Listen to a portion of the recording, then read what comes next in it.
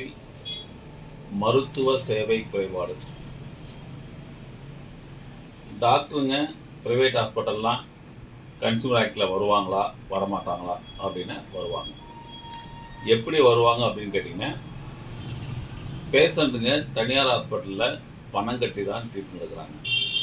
அதனால் அந்த பேஷண்ட்டுங்கெல்லாம் வருவோம்.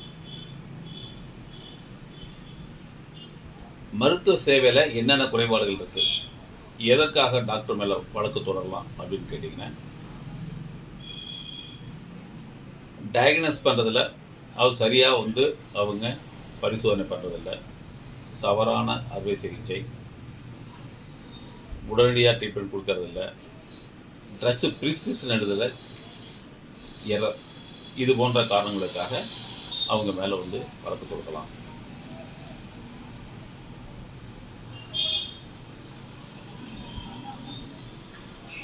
இந்தியாவில் பெரும்பாலும் பார்த்தீங்கன்னு சொன்னால் இந்தியாவில் பெரும்பாலும் டாக்டர் மேலே வழக்கு கொடுக்கறதில்ல. இந்திய மக்கள் தொகையும் கன்சூமர் கேஸையும் கம்பேர் பண்ணோம்னா ரொம்ப கம்மி. ஏன்னு கேட்டிங்கன்னா, இந்தியாவில் இருக்க மக்கள்லாம் டாக்டரை தெய்வத்துக்கு அடுத்தபடியாக பார்த்துட்டு இருக்காங்க. அதனால் அவங்க வழக்கு தொடர்றதில்லை. அடுத்தது அது மட்டும் இல்லாமல் டாக்டருங்கெல்லாம் வேணும்னா தப்பாக செய்ய போகிறாங்க, அதெல்லாம் செய்ய மாட்டாங்க அப்படிங்கிறதுக்கு அப்படின்னு தான் சொல்கிறாங்க. அதே மாதிரி பார்த்தீங்கன்னா, மெடிக்கல் சேவையில் அன்ஃபேர் ட்ரேட் ப்ராக்டிஸ் அப்படின்னு ஒரு பெரிய முக்கியமான விஷயம் இருக்குது.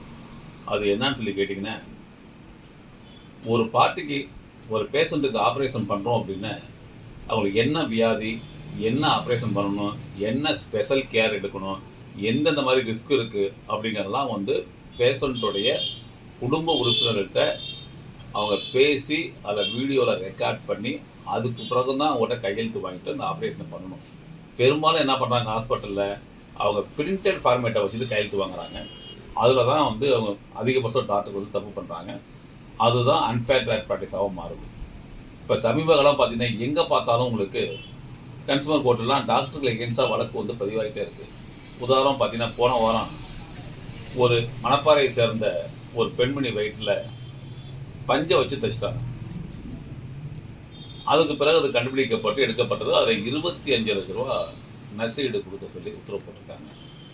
அதனால் பணம் கட்டி வைத்தியம் செய்கிறவங்க யாராக இருந்தாலும் மருத்துவமனை தானே அப்படின்னு சொல்லிட்டு அசால்ட்டாக இருக்க வேண்டிய அவசியம் இல்லை.